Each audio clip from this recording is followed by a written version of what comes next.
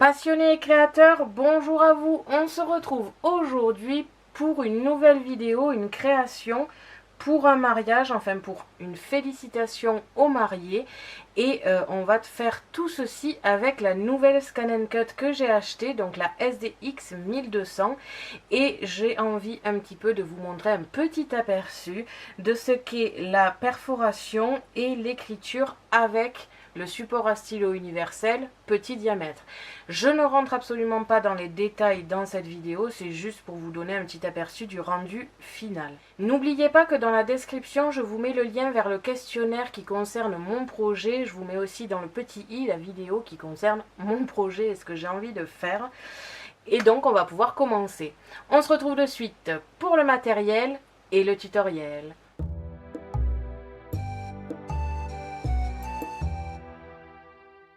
Pour cela, vous aurez besoin de mousse adhésive assez épaisse, de double face, du pistolet à colle pour plus de solidité, mais c'est tout à fait facultatif, d'une pince à strass, de strass et de stickers comme d'habitude, et pour cette carte en particulier, vous aurez besoin de beaucoup de fleurs, du papier scrap, des mousses comme ceci pour les alliances et le cœur. Après, là encore une fois, c'est facultatif et vous pouvez tout à fait utiliser du papier. Et des accessoires Scan Cut. Alors à savoir que pour faire exactement la même création que celle que je vous présente aujourd'hui, il vous faudra absolument la SDX 1200 pour le kit de perforation. Après, vous pouvez supprimer et adapter un petit peu le modèle que je vous mets gratuitement sur le blog pour une ancienne machine comme la CM600, 900 et compagnie. Donc au niveau des accessoires, il va nous falloir bien évidemment la lame automatique. Encore une fois, vous pouvez utiliser la lame standard DCM. Du kit de démarrage pour la perforation avec en particulier la pointe de 0,8 mm, du support à stylo et du stylo bleu Brother, du kit de démarrage pour les feuilles métallisées, du support à stylo universel avec un stylo, donc là j'ai pris le support à stylo petit diamètre et les feutres c'est de la marque Arteza, comme ici, que j'ai acheté pour 30 € je crois les 48 sur Amazon. Du support adhésif standard pour lame automatique si vous avez une nouvelle machine. Et enfin pour le kit perforation, il vous faudra donc le tapis pour la perforation. On se retrouve de suite pour le tutoriel.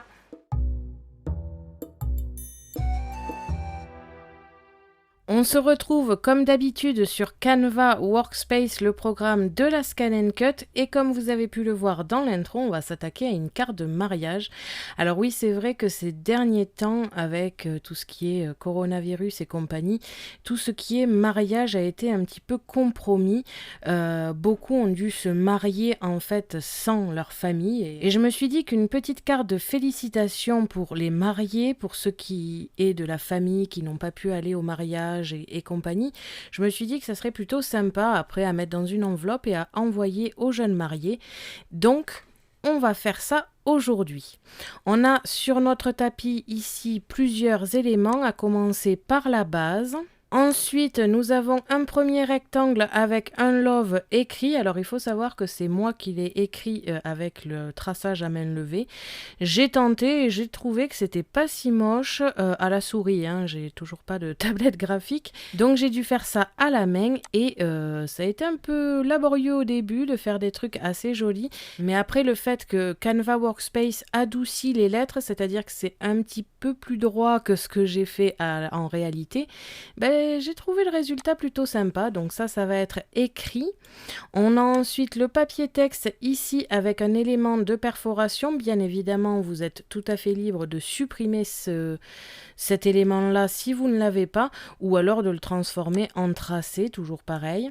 On a ici le devant de la carte. Alors, ils sont en deux morceaux, c'est-à-dire qu'il y a la base, la perforation, le trou ici qui va être découpé et le oui d'un côté groupé. Donc, j'ai fait ça en plusieurs parties parce que je veux que le oui soit foilé alors que le vous vous êtes dit doit être écrit tout simplement. Donc on a ici le devant de la carte, après plusieurs éléments de décoration, à commencer par des alliances que je vais mettre au centre ici de mon devant de carte, avec le félicitations dessus, encore une fois de l'écriture, et celle-ci va être faite avec le support universel petit diamètre pour vous montrer un petit peu comment ça se passe et si c'est bien ou non. Personnellement, j'ai trouvé ça génial, la perforation aussi. Ensuite, on a ici le cœur qui va aller au-dessus de ce cœur ici, et tout ceci va aller au-dessus du love à l'intérieur. Au niveau du cœur ici et des alliances, je vais le découper dans de la mousse que j'avais acheté à Action. Alors les alliances, il n'y a pas eu de souci. Par contre pour le cœur, à savoir que si vous devez le découper dans une mousse du même style, faites-le beaucoup plus épais au niveau des traits, comme vous allez le voir après, c'est pas génial, aussi fin. Donc si vous voulez reprendre ce modèle de cœur ici, faites-le dans un papier standard de type papier Action ou compagnie.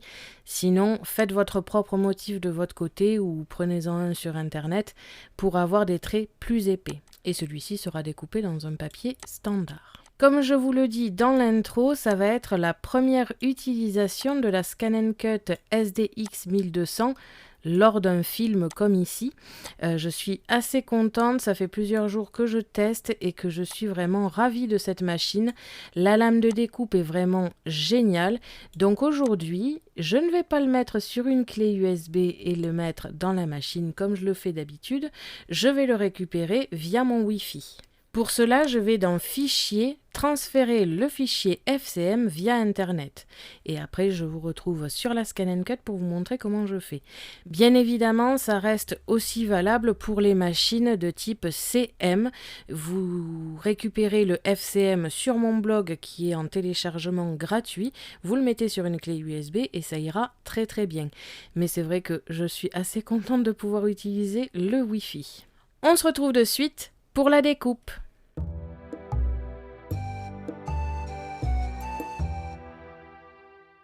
On se retrouve donc sur la Scan & Cut. Aujourd'hui, je ne vais pas vous montrer les réglages qu'il y avait pour la CM600 parce que je vais utiliser la lame toute automatique pour vous montrer qu'elle est vraiment très bien au niveau de la détection de la matière. J'ai fait plusieurs tests. Alors aujourd'hui, il y a un test que je n'ai pas fait, c'est cette mousse ici que j'avais acheté à Action.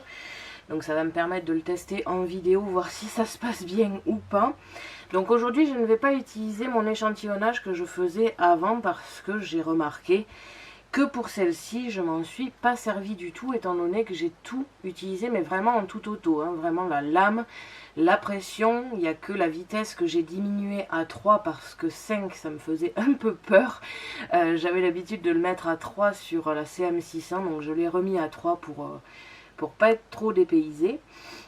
Mais voilà, si vous voulez, dans les prochaines vidéos où je ferai des créations avec cette machine, que je vous montre quand même l'échantillonnage que je faisais pour tel ou tel papier, dites-le moi, comme ça je le ferai, parce que c'est vrai que si vous avez un ancien modèle, ça peut quand même vous intéresser.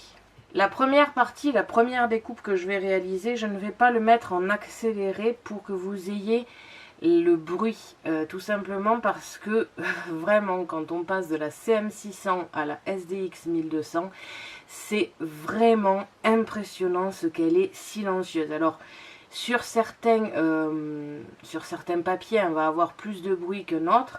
Là où elle fait le plus de bruit, c'est avec la fonction perforation que je vais utiliser aujourd'hui, mais là je vous enlèverai le son parce que c'est très répétitif et c'est un son assez grave mais répétitif, donc c'est vrai que c'est pas très agréable à entendre. Mais par contre la machine en elle-même est vraiment très silencieuse au niveau de la découpe. Je vais donc allumer ma machine. Je vais ouvrir le capot ici devant pour que le support de lame, enfin le support d'outil puisse naviguer pour faire son initialisation. Donc au niveau de l'écran, j'ai laissé encore une fois l'écran de présentation avec les découpes et tout ça parce que je trouve ça très joli. Et des fois je l'allume et puis je vais ailleurs dans le salon en attendant qu'elle s'allume. Et du coup, quand je reviens, j'ai cette présentation qui tourne, ça me va bien parce que j'aime beaucoup. J'appuie sur le bouton d'accueil pour faire l'initialisation de la lame. Donc le chariot va se déplacer. Et là, encore une fois, si vous sortez d'une CM 600 ou d'une machine ancienne qui fait du bruit, vous allez voir que la première fois où j'ai réalisé cette chose-là, je me suis dit, mais c'est pas possible, elle a rien fait là. Voilà, là c'était le bruit qu'elle a fait. Donc c'est vraiment assez impressionnant. Donc maintenant je vais aller dans récupération des données et je vais récupérer grâce à Canva, comme vous avez pu le voir, je vais récupérer en Wi-Fi. Je vais donc dans récupération de données, le logo de Canva ici. Et j'ai ici mon modèle, donc je vais faire mes découpes au fur et à mesure. Donc comme je vous ai dit, là je vais paramétrer le tout. Et la première découpe, je ne vous la mettrai pas en accéléré. Au niveau des tapis, ce qui me fait le plus bizarre depuis que je la teste, c'est surtout qu'il n'y ait qu'un seul sens d'insertion. En fait, c'est le sens où il y a la petite flèche ici, comme vous pouvez le voir. Ce côté-là ne peut pas du tout être inséré dans la machine. Alors là, c'est très perturbant quand on sort de la CM600 où le tapis se rentrait des deux côtés. Donc la plupart du temps, je faisais même pas attention et j'insérais mon tapis. Donc pour le coup, ce papier ici, je ne l'ai jamais utilisé. C'est un papier que m'a donné mon frère qui travaille donc dans une imprimerie et qui a une texture bois et comme une sorte d'embossage bois. Donc celui-là, je ne l'ai jamais découpé. Mais encore une fois, j'ai aucun doute avec la machine. J'insère le tapis. À savoir aussi que j'ai le papier qui se décolle un petit peu là, donc si jamais ça ne marche pas, c'est tout à fait normal. C'est parce que j'ai récemment fait déjà beaucoup de tests avec cette machine, donc j'ai pas mal utilisé le support. Le premier support, celui qui est livré avec la machine. Et en plus de ça, j'ai récemment voulu essayer la feutrine, ce qui ne s'est pas forcément très bien passé. D'ailleurs, si jamais vous avez des petites astuces, dites-le moi en commentaire parce que je suis vraiment preneuse. C'est quelque chose qui m'intéresserait énormément. Mais les derniers tests que j'ai faits n'étaient pas forcément très concluants. Alors j'ai regardé pas mal sur internet et c'est vrai qu'il y a plusieurs astuces qu'il faudra que je teste dans le futur. Mais si vous avez vous-même vos propres astuces, n'hésitez pas à me le dire. Je paramètre le tout sur la machine pour ne garder que la base. J'insère la lame automatique comme ici, donc avec le bouchon ici noir et non beige parce que c'est du papier. Je sélectionne la découpe. Donc là, il y en a pour 1 minute et toujours pareil en tout automatique avec la vitesse A3. C'est parti.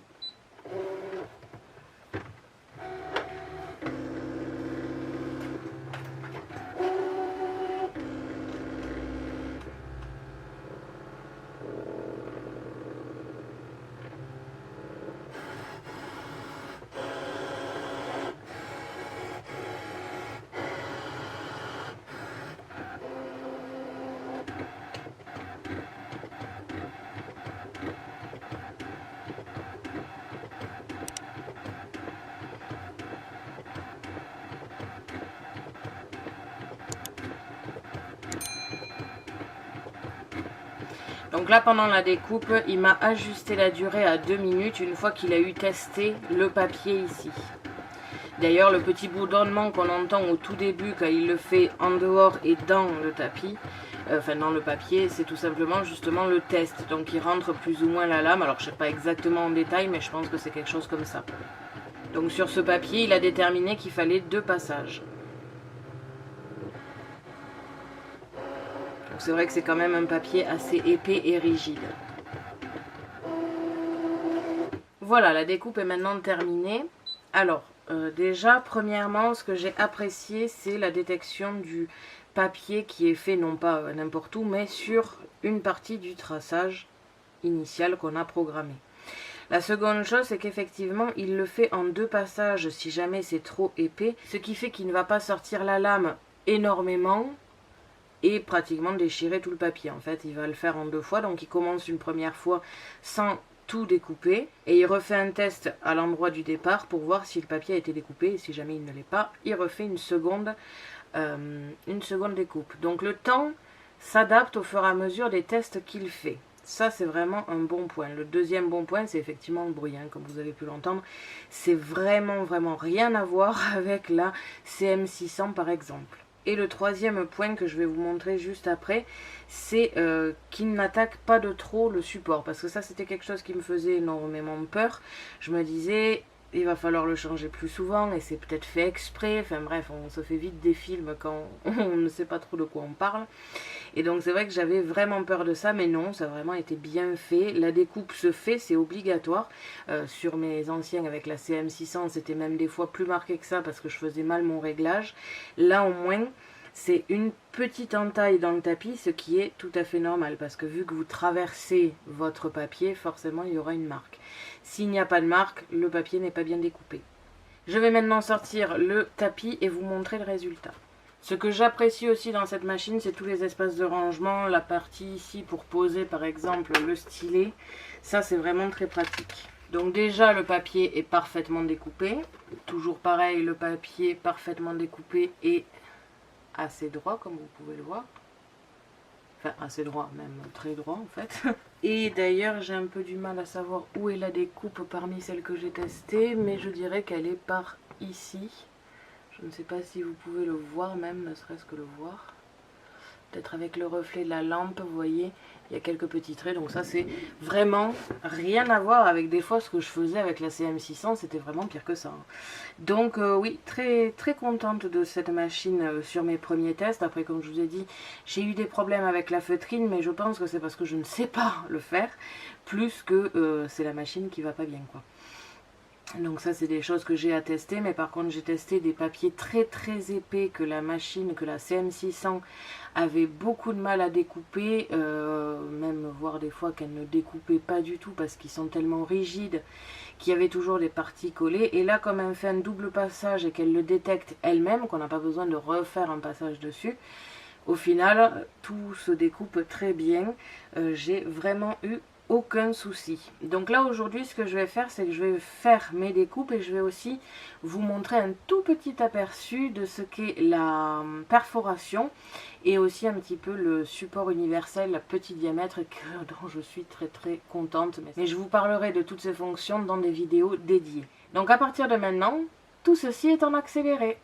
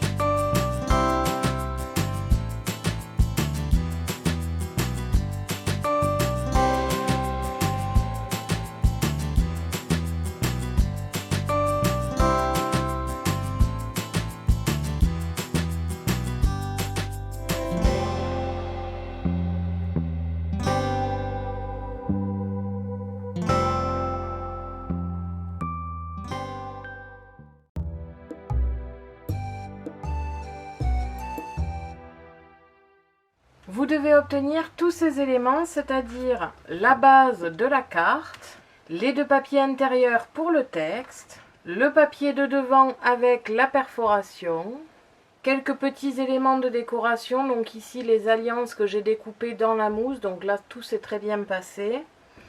Ensuite ici un petit cœur pour mettre au-dessus du cœur dont je vais vous parler juste après.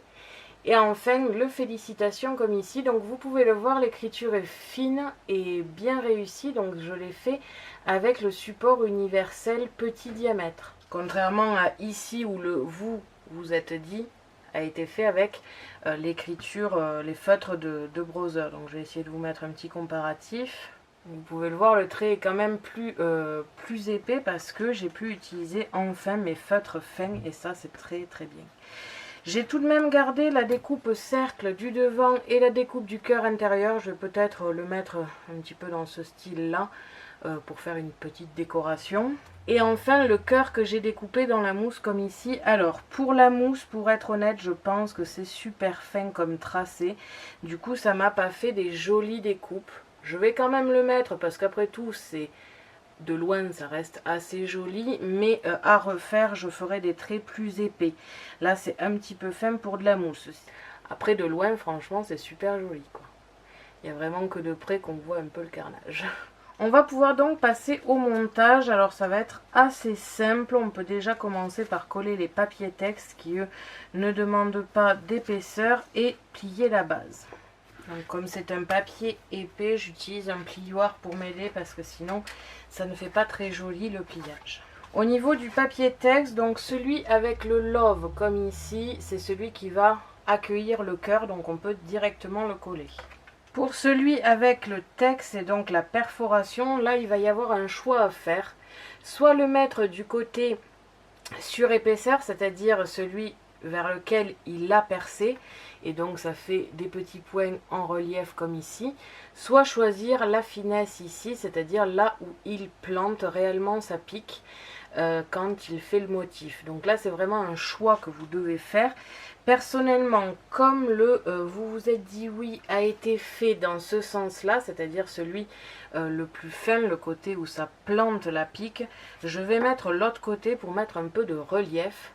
C'est vrai qu'avec ma mère, on en a pas mal discuté et on a du mal à choisir quel est le côté le plus joli. Les deux, dans deux utilisations différentes, peuvent être très jolis et là, en l'occurrence, même le côté relief est vraiment beau.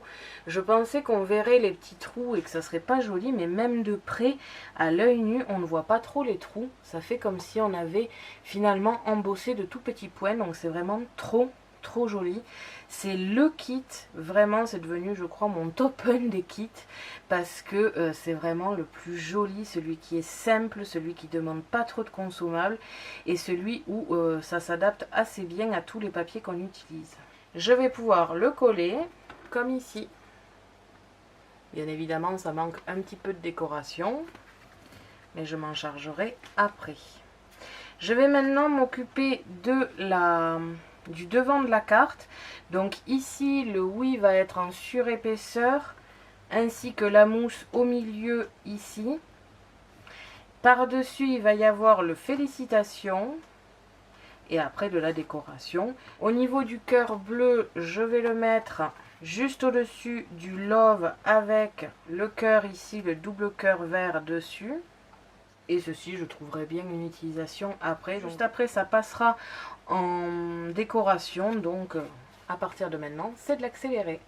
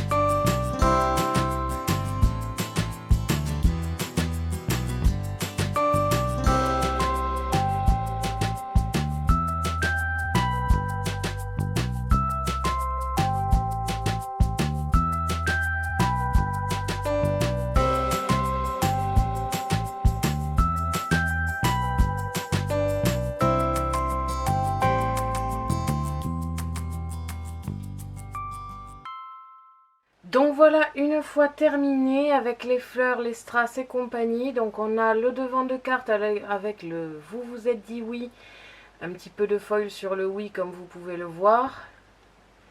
Les deux alliances, le félicitations au-dessus, j'ai mis une petite composition de fleurs ici parce que ça me fait penser vraiment au mariage. La petite perforation derrière, donc vous voyez, dans ce sens-là, quel que soit le papier, hein, c'est pas du tout parce que c'est un papier de cette couleur ou quoi que ce soit, mais dans ce sens-là, c'est beaucoup plus discret. Et pour le devant, étant donné que le reste est assez chargé, je trouve ça bien d'avoir cette discrétion-là, avec les petits strass ici. Et à l'intérieur, ici, comme vous pouvez le voir, on a donc là la perforation dans l'autre sens.